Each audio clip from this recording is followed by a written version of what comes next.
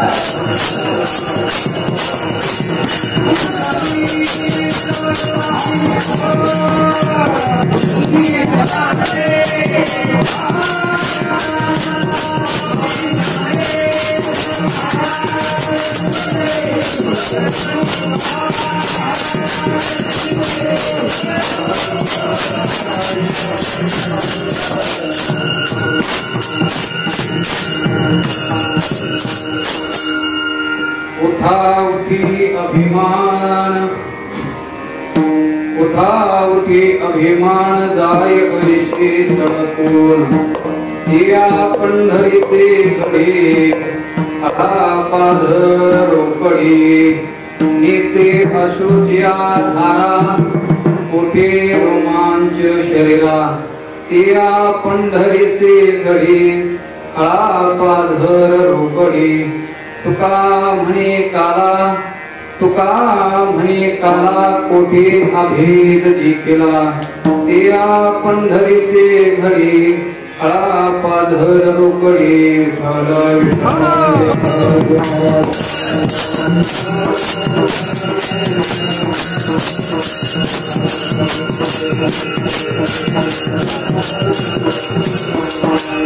समचरण सरोजं सान्द्र नीलांबुदावं जगन्हित पाणिं मंडनं मंडनानं तरुण तुलसीमाला कंधरं कंजनेत्रं तदैधवलहासं विठ्ठलं चिन्तयामि पांडुरंगा करू प्रथमं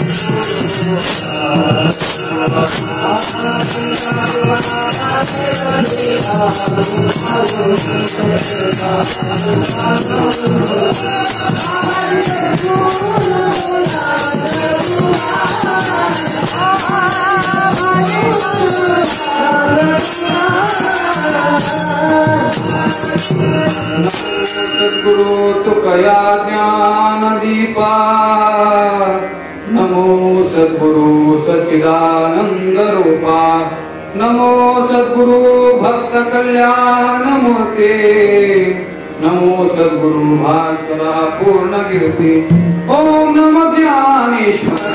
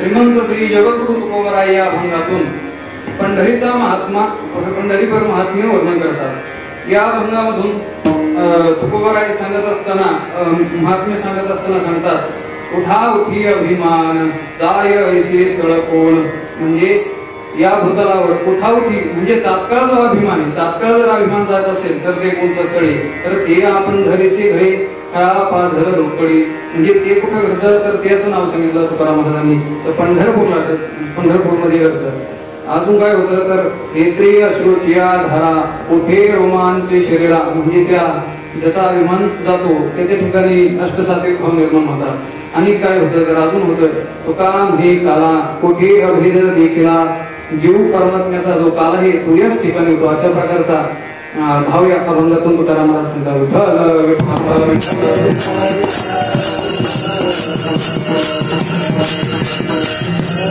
तुकाराम महाराज वर्णन करत असताना सांगतात, म्हणजे तुकाराम महाराज या अभंगातून पंढरीचं महात्म्य वर्णन करत आहे. वर्णन करत असताना 3 गोष्टी महत्वाच्या असतात. 3 गोष्टी म्हणजे वर्णन करणारा श्रेष्ठ असावा लागतो, नाहीतर साधारण कुणीही कोणाचं वर्णन करून चालत नाही. श्रेष्ठ म्हणजे वर्णन करणारा श्रेष्ठ लागतो, वर्णनाचा विषय श्रेष्ठ लागतो, आणि वर्णनाचे जे शब्द असतात ते पण अतिशय महत्वाचे लागतात.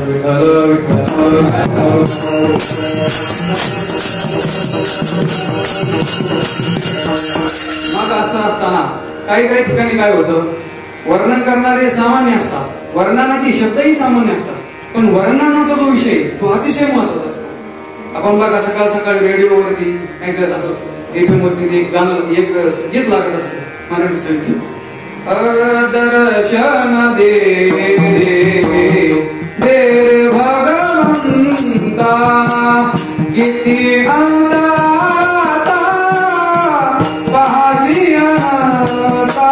हो, म्हणजे गोष्टी सामान्य दर्शन दे रे भगवंता. तुकाराम महाराज ठिकाणी तुका म्हणे जन्म आल्याचे सार्थक विठ्ठलाची एखादी खलिया, म्हणजे त्या परमात्म्याला पाहिल्यानंतर जे जीवनात सार्थक होतं ते या थोडक्या शब्दातून सांगितलं असतं. वर्णन करणारे एकदम सामान्य कवी आणि वर्णनाचे शब्दही सामान्य, पण त्यातून विषय मात्र एकदम महत्वाचा.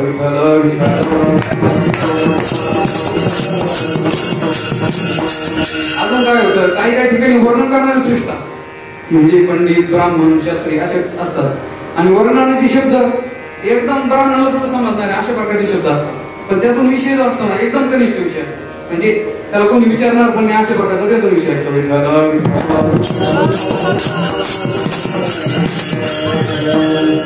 असं भोजराजाच्या चरित्रामध्ये अशा भरपूर कथा सापडतात आपल्याला. तर एक दिवस भोजराजाच्या दरबारामध्ये अशी म्हणजे सीधा वाटत असते, ज्याला कोणाला सामान्य माणसाला दारिद्र्य वगैरे असेल त्याच्या ठिकाणी त्याला धान्य पुरवणे, धन देणे हे सगळं त्याच्या ठिकाणी त्या दरबारामध्ये चालू असतं. तर असं चालू असल्यानंतर एक ब्राह्मण येतो त्या ठिकाणी. आपला दरिद्र ब्राह्मण साधारण डोक्याला असं साधारण फेटा बांधलेला फाटलेला वगैरे, धोतर फाटलं, बंडी फाटली घातलेली. मग आता ते जे आणि तो पाहतो तर सगळे असे म्हणजे सभा भरलेली असते. सभा भरलेल्या असल्यामुळे त्या ठिकाणी सगळे मोठे मोठे विद्वानच असतात ना. राजाच्या दरबारामध्ये काय सामान्य लोक असतात, मोठे मोठे विद्वान, पंडित, वेदांती.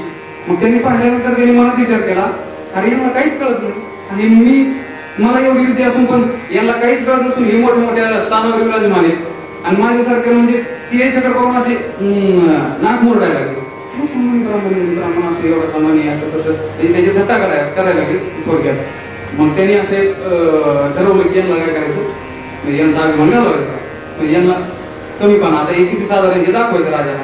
तर मग त्यांनी आपली परिस्थिती सांगायला सुरू केली. राजाने सांगितलं, हो ब्राह्मण देवता तुम्हाला काय पाहिजे, तुम्ही तुमची परिस्थिती सांगा, म्हणजे काय हवंय तुम्हाला, धान्य पाहिजे का म्हणजे धन पाहिजे, हिरे पाहिजे, माणिक पाहिजे, मोती पाहिजे, काय पाहिजे सांगा.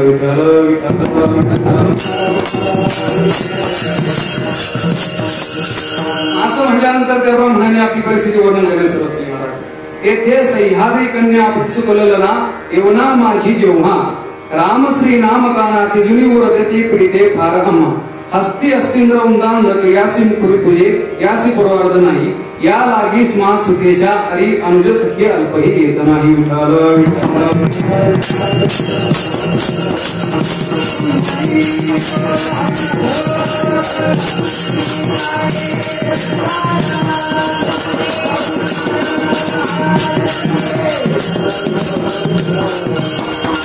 मला सांगा, यापैकी कोणाला कळलं घेतलं काय सांगितलं त्यांनी परिस्थिती नाही ना मला.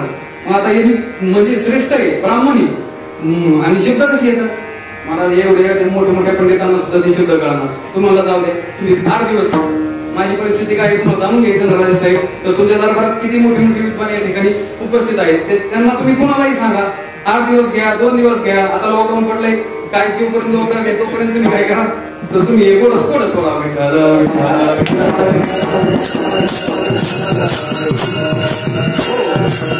असं असताना त्यांनी आपली परिस्थिती सांगितली. आता ही परिस्थिती सांगितली म्हणजे काय सांगितलं, येथे सह्याद्री कन्या पत्सुकलना येवना माझी जेव्हा. सह्याद्री कन्या म्हणजे गोदावरी नदी.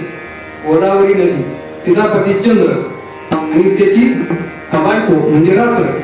येथे सह्याद्री कन्या पतिसुत ललना, तिची पती म्हणजे त्याची मुलगी, आणि सह्याद्री कन्या यवना माझी जेव्हा, यवना म्हणजे मंदिर, यवन म्हणजे काय बोलतात मी होतो ना मध्यावस्था, तर ती मध्यावस्था म्हणजे मध्यरात्र होते तेव्हा, पहिल्या वेळेचा अर्थ मध्यरात्र होते तेव्हा. येथे सह्याद्री कन्या पतिसुत ललना यवना माझी जेव्हा, रामश्री नाम काना तेजुनी उरते ते पीडिते फार राम. यांनी काय होतं, मध्यरात्र झाल्यानंतर रामाची स्त्री कोण, सीता, तेजुनी काना तेजून म्हणजे तिचा काना काढायचा सीता, त्यातलं काय झालं शीत, शीत म्हणजे थंडी. रामश्री नाम काना तेजुनी, तेजुनी म्हणजे उरते जे काय राहतं तर ती पीडिते आम्हाला, म्हणजे आम्हाला काय करते ते पीडा देते. काय होतं तर मध्यरात्र होते आणि आम्हाला काय होते पीडा होते.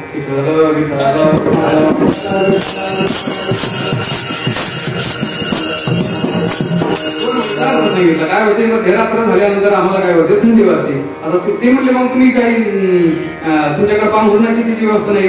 अरे म्हणले त्यासाठीच आलोय बाबा आम्ही इथं, ते तर पाहिजे म्हणतो, धन आम्हाला पाहिजे म्हणतो, तुला परिस्थिती सांगायला हवं ना. मग पुढे सांगतात ते हस्ती हस्तिंद्र, हस्ती म्हणजे साधा हत्ती, आणि हस्तिंद्र हस्तीचा इंद्र म्हणजे मोठा राजा, त्याच्यातला हस्तिंद्र वृंदांधक, त्यांचा कळत हस्ती हस्तिंद्र वृंदांधक मुखरी पूजी, आणि त्यांच्या वृंदांधक म्हणजे त्यांच्या त्या कळपाला जो मारणार आहे कोण असतो तर सिंह वृत्तांधक मुखरी पूजी, आणि त्याचं मुख ज्याला आहे म्हणजे असं कोणी सिंह मुख असणार कोणी नरसिंह म्हणजे आपलं नरसिंह बाबा. हस्ती हस्तिंद्र वृंदांधक मुखरी पूजी अशी पूर्वार्ध नाही. हिरण्य ते कोण असं आपलं, आणि त्या हिरण्य आपलं नरसिंह आणि त्याचा वध केला अशा प्रकारचा तो हिरण्यकशिपू, आणि त्याची पूर्वार्ध, त्याचा पूर्वार्ध हिरण्याचा, हिरण्याक्ष अक्ष सोडून द्यायचा, आणि त्याचा पूर्वार्ध काय राहिला हिरण्य, हिरण्य म्हणजे सोनं. आणि मध्यरात्र होते आम्हाला खूप थंडी वाजते, आणि त्याचं सोनं म्हणजे ते आमच्याकडे काही नाही, धन वगैरे हे नाही.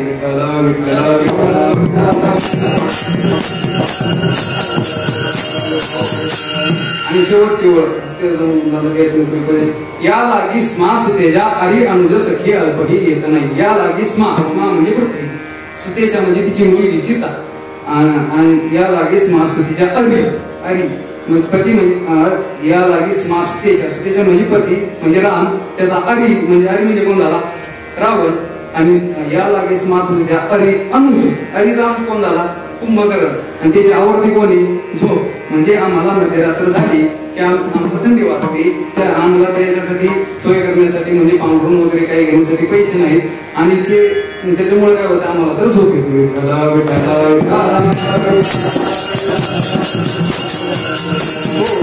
म्हणजे बघा वर्णन करणारा किती श्रेष्ठ आहे, म्हणजे वेद ग्रहण करणारा जो ब्राह्मण, वर्णनाचे बोल महाराज मोठ्या मोठ्या मंडळीला सुद्धा कळणार, पण वर्णनाचा विषय काय, जसं आपण डोंगर पोखरला आणि त्याचं मंदिर निघावा तसं झालं.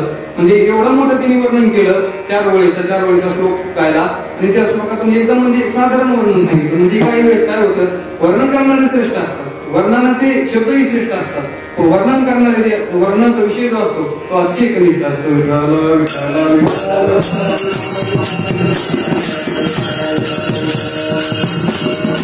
परंतु महाराज या ठिकाणी तसं नाही. वर्णन करणारे कोण जे असतील तर तुकाराम महाराज. तुकाराम महाराज म्हणजे कोण महाराज, मला स्वतः विष्णूचाच अवतार आहे. तुका विष्णू नाही तुझा पिता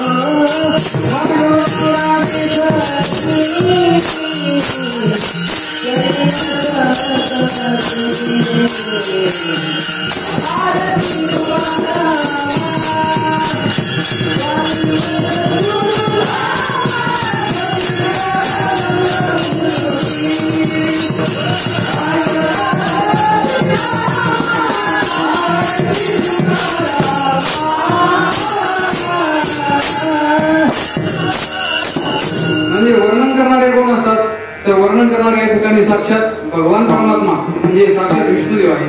वर्णनाचा विषयी महाराज काय सांगतात पंढरीचा महात्म्य. पंढरीचं म्हणजे पंढरपूरचं ज्या ठिकाणी भगवान स्वतः विराजमान आहे त्या ठिकाणचं महाराज वर्णन करतात. वर्णनाचे शब्द उठावठी अभिमान अशा प्रकारचा आहे. म्हणजे या ठिकाणी काय झाले, वर्णन करणारे बी श्रेष्ठ आहे, वर्णनाचा विषय पण श्रेष्ठ आहे आणि वर्णनाचे शब्दही श्रेष्ठ आहे.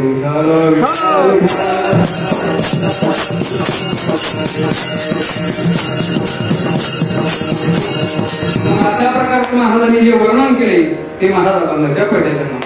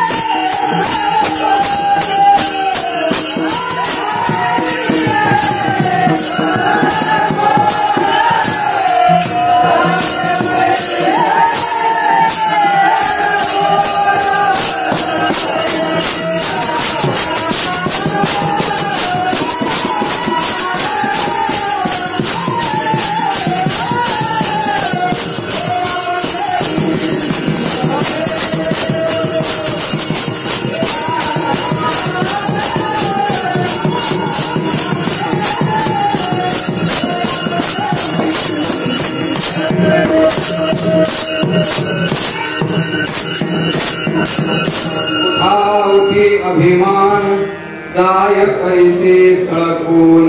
महाराज म्हणतात उठावठी म्हणजे तात्काळ अभिमान जाऊ शकतो अशा प्रकारचं ठिकाण कोणतं आहे. महाराज अभिमान म्हणजे साधारण एखाद्या वेळेस माणसाच्या ठिकाणी म्हणजे कोणाच्याही ठिकाणी असू द्या, काम असू द्या, क्रोध असू द्या, लोभ असू द्या, भगवंताला चालेल. परंतु महाराज अभिमान असा आहे, एक मात्र असा विकार आहे अभिमान की तो भगवंताला अजिबात सहन होत नाही. तीळ मात्र म्हणजे थोडा जरी असला तरी हा अभिमान होत नाही. त्याला मात्र जरी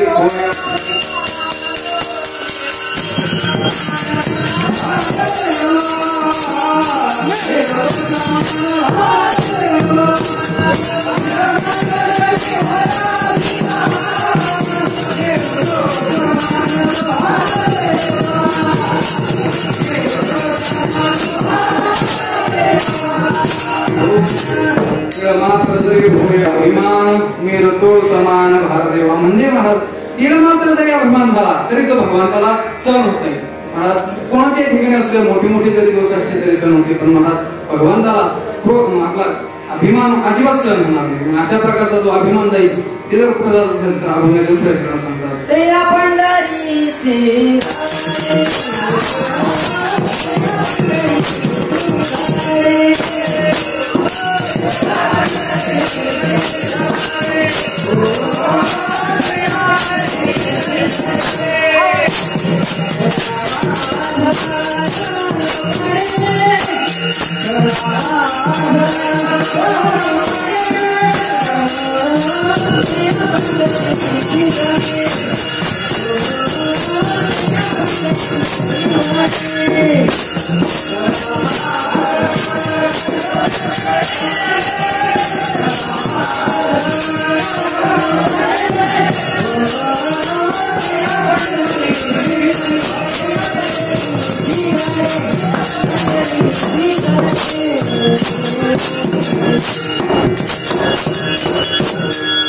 पंढरीचे घरे का पाझर रोकडी. महाराज म्हणतात उठाव घ्या विमान जाण्याचं म्हणजे तात्काळ प्रकाराचे भरपूर आहे. तीर्थक्षेत्र नाही का?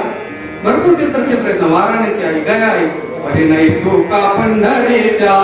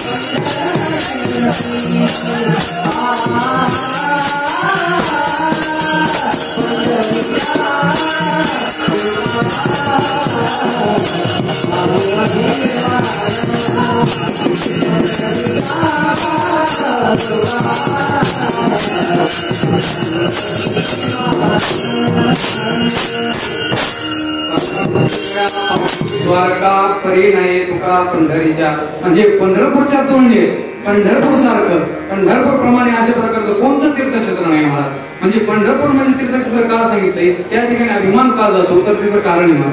त्या ठिकाणी वेद बोधित देव म्हणजे वेदाने ज्याचं वर्णन केले वेद ज्याची गाती म्हणजे वेद ज्याचं वर्णन करतो वेद ज्याचं महिमा वर्णन करतो अशा प्रकारचा जो देव आहे म्हणजे भगवान विष्णू परमात्मा विठ्ठल त्या ठिकाणी. आणि अजून काय आहे तर त्या ठिकाणी तीर्थ कोणते चंद्रभागा तीर्थ ऐची चंद्रभागा ऐसे भीमा तीर ऐसा विटेवर देवकोठी म्हणजे देवमान्य संत त्या ठिकाणी आहेत. वेदबोधित देव त्या ठिकाणी आणि तीर्थक्षेत्र आहे. या तीन कारणामुळे त्या ठिकाणी अभिमान जातो.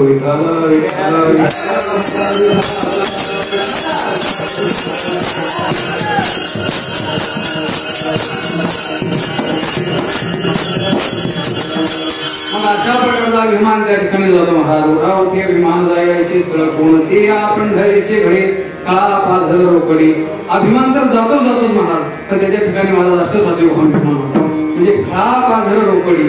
तर ती एक कथा सांगितली जाते महाराज बिदरच्या बादशाच्या दरबारामध्ये दामोजी शेठ ते म्हणजे त्या ठिकाणी चाकरी करण्यासाठी एक वेळेस दुष्काळ पडला आणि त्यांनी सगळं धान्य राजाला न सांगता म्हणजे लुटून दिलं जनतेसाठी खर्च करण्यासाठी म्हणजे सगळं जनतेला देऊन टाकलं. तर महाराज राजा त्यांना दंड करणार अशा प्रकारचं माहिती झाल्यानंतर भगवंताला चिंता पडली. भगवंताने त्या ठिकाणून म्हणजे विटेवर नोंदी घेतली आणि त्यांचं कार्य संपन्न करण्याकरता भगवान परमात्मा आले. आणि भगवान परमात्म्याने त्या दामोजी शेठचा नोकर सांगून मी त्यांचा नोकर आहे वगैरे असं म्हणून त्याचं ते मोबदला जे होईल म्हणजे त्या धान्याचा जो मोबदला होता तो त्या वेदाच्या वाक्याला दिला आणि तो मोबदला दिल्यानंतर फक्त थोडंसं स्मित हास्य गेलं महाराज. असं थोडक्यात हसले महाराज आणि भगवंताचा फक्त एक दात दिसला त्या वेदरच्या वाक्याला. तुषार महाराजांचे दोन दात आहेत ना. एक दात असा त्या विदरच्या वाक्याला दिसला महाराज. त्यांनी डायरेक्ट हट्टच धरला म्हणजे मला ते जो या ठिकाणी आला होता बिगाऱ्याचं रूप धरून तर त्याला मला पाहिजे. अशा प्रकारे महाराज खळा पाझर रोकडी अशा प्रकारचा तो यवन. आता यवनाची कथा सांगायला टाइम नाही एवढा. यवन म्हणजे कसे होते काय होते त्यांचं आता येऊन आपल्या भरपूर दिवस त्यांनी कार्यक्रम वाजवले ते कसे होते ते भरपूर वाईट होते. अशा प्रकारचे यवनाला म्हणजे त्याला सुद्धा खळा पाझर रोकडी. आणि अजून काय होत असेल तर आपण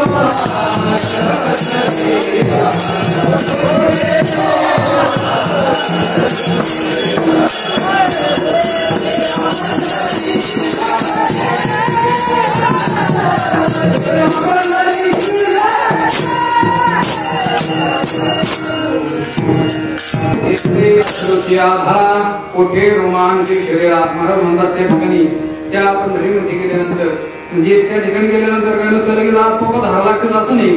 त्या ठिकाणी विधी सांगितलेला आहे म्हणजे विधी तो हरिकथा, चंद्रभागेचं स्नान, प्रदक्षिणा, हरिकीर्तन.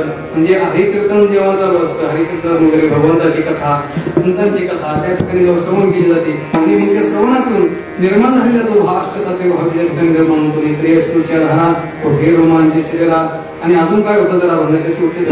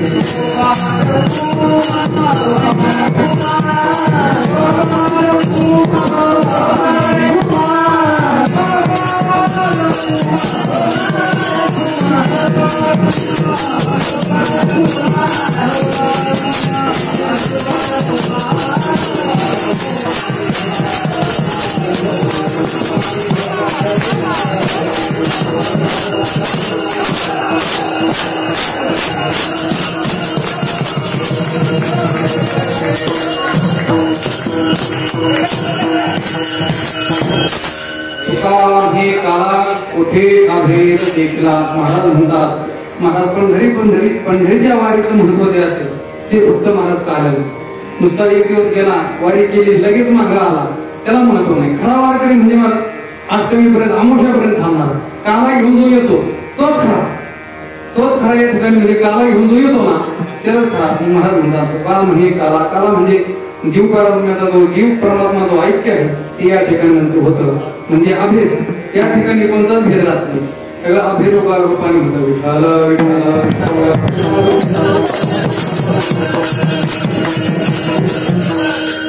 तुका म्हणे काला कोठे अभेद देखला.